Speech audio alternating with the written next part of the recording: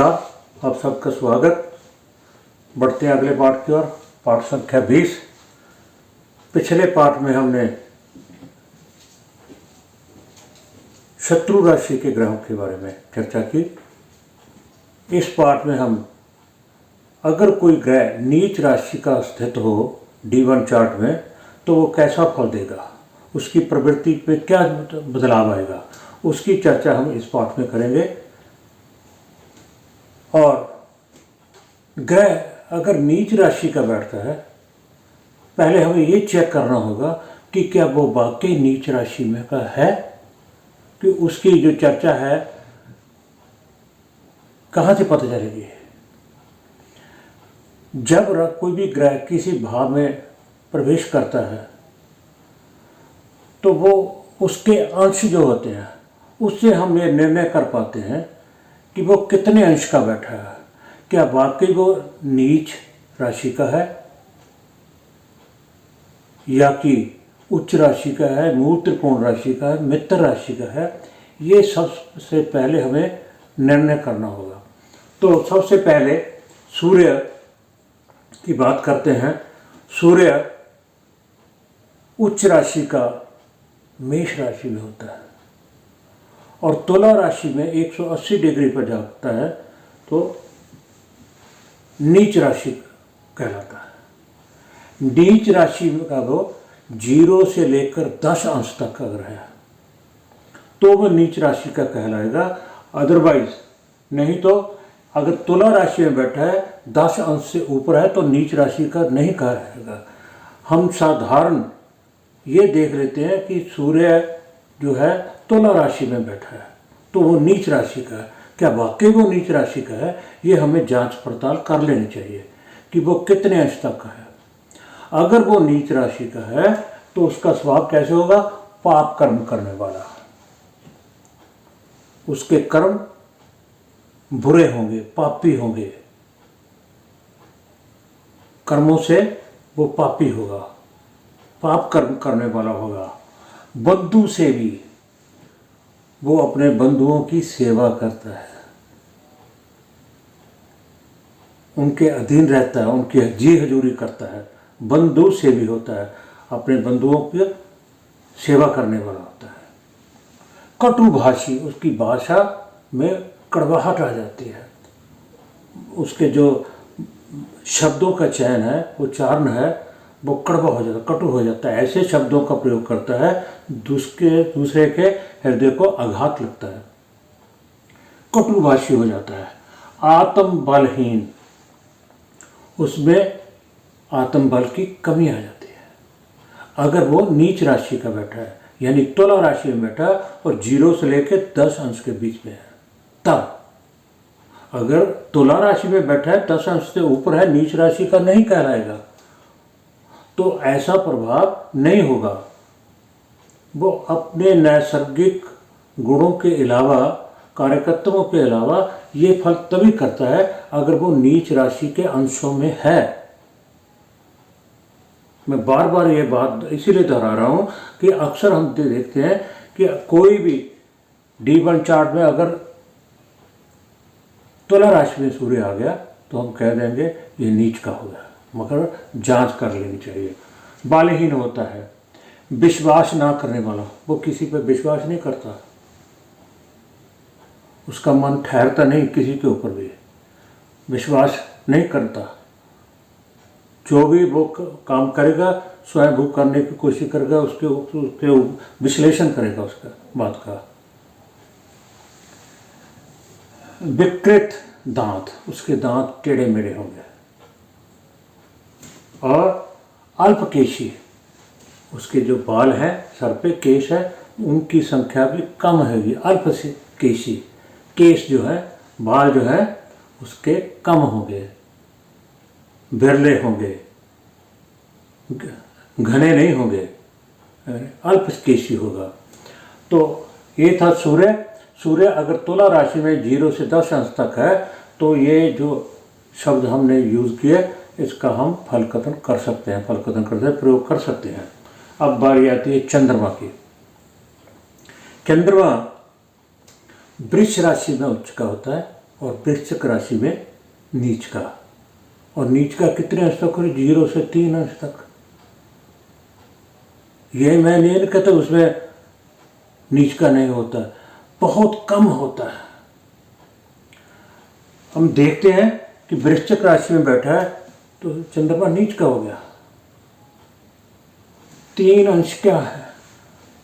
बहुत लोगों के होते हैं, ये नहीं भी होते नहीं होते हैं, मगर हमें जांच कर लेनी चाहिए, निर्णय कर लेना चाहिए क्या ये वाकई ही नीच का है, क्योंकि अंश बहुत कम है 0 से 3।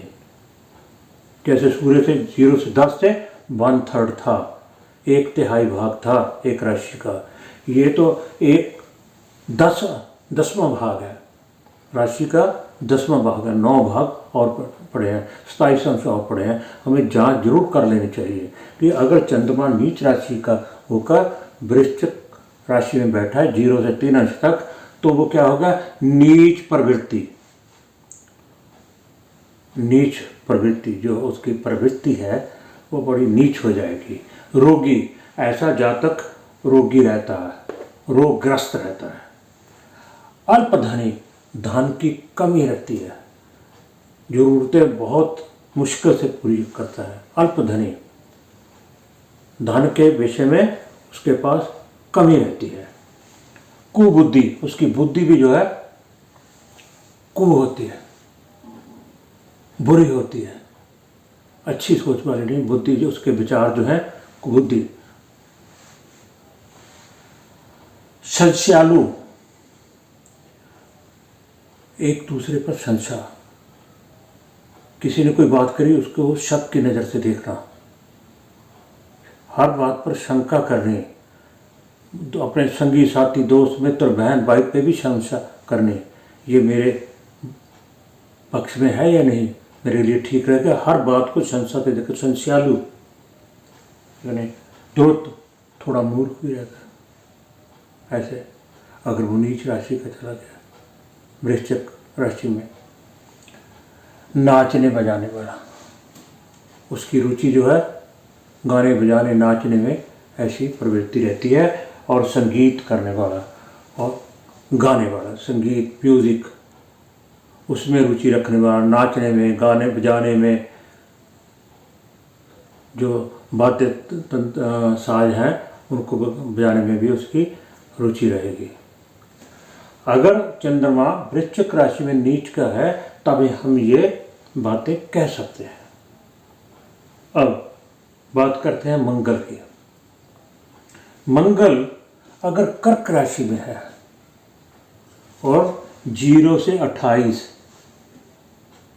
लगभग, जैसे चंद्रमा कहते जांच कर लेनी चाहिए, पता ही चलता है भी अंश कम थे, यहाँ अंश लगभग पूरे ही हैं, 2 अंश कम हैं।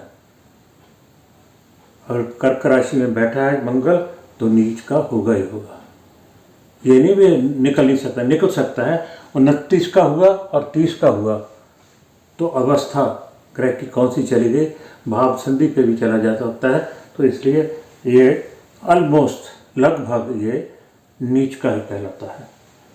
अगर वो नीच का है तो उसका स्वभाव भी नीच होगा, जैसे चंद्रमा की नीच प्रवृत्ति है तो इसका स्वभाव भी नीच होगा। बातें उसकी ऐसी कि स्वभाव ऐसा होगा जो नीच कर्म करेगा। अकृत घन, चोर, उसको चोरी की लत रहती है, छोटी बड़ी, कई ये जरूरी नहीं छोटी जाति के लोग ही चोरी करते हैं, बड़े बड़े लोग अच्छे अच्छे कपड़े पहनकर वो भी मॉलों में जाकर चोरी करते हैं। स्वभाव होता है उसका, किसी की सामने आ जाती है, किसी की छुपी रह जाती है, मगर स्वभाव जो है चोरी का ही है। चाहे कोई किसी ने पेन ही चुराया हो, चाहे छोटी मोटी ही चीज चुराई हो, उसका स्वभाव चोर वाला होगा।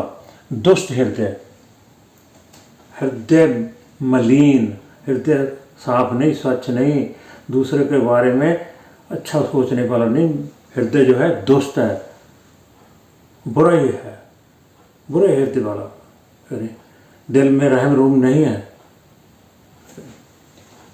रात्रि को भ्रमण करना, रात को घूमना, कौन घूमेगा, लुटेरे चोर चक्के, है दोस्त हृदय बढ़ कर देखना है नहीं, किसी की चोट लगा दी, मर गया, बच गया, कर गया, काटने मार नहीं, मैं रात्रि को भ्रमण करना यही बताता है। और इधर दुष्ट हृदय।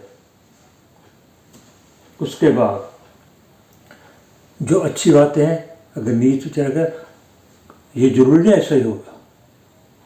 देश काल और परिस्थिति मैंने देखा है, पहले भी कहा है, वो किसके साथ बैठा है, उसकी युति किसके साथ, उसकी दृष्टि कैसी है, तो वो बुद्धिमान भी हो सकता है, गुणवान भी हो सकता है, धनवान भी हो सकता है, ये तीनों गुण भी आ सकते हैं। जरूरी नहीं ऐसा ही होगा, ऐसा भी हो सकता है, ये तीनों गुण, बुद्धिमान, गुणवान, धनवान, ऐसा भी हो सकता है। तो ये थे तीनों ग्रह, सूर्य, चंद्र और मंगल। जब वो अपनी नीच राशि में होकर बैठते हैं तो हमें पहले ये निर्णय कर लेना चाहिए फल कथन करने से पहले कि आप वाकई ही वो नीच अंश में हैं। जैसे सूर्य 0 से 10 अंश, चंद्रमा 0 से 3 अंश और मंगल जो है 0 से 28 अंश के बीच में है, तो वो ऐसे फल कथन में हम बातें बता सकते हो। इस पार्ट में इतना ही। अगले पार्ट में जो बाकी ग्रह रहते हैं उनके बारे में चर्चा करेंगे कि वो नीच राशि में होकर कैसा फल देते हैं। आप सबका बहुत बहुत धन्यवाद। कृपया पाठ को क्रम से देखते रहिए, तभी आपको लाभ पहुंच सकता है। अगर मेरी वीडियो अच्छी लगे शेयर, लाइक और सब्सक्राइब जरूर कर देना। एक बार फिर आप सबका धन्यवाद।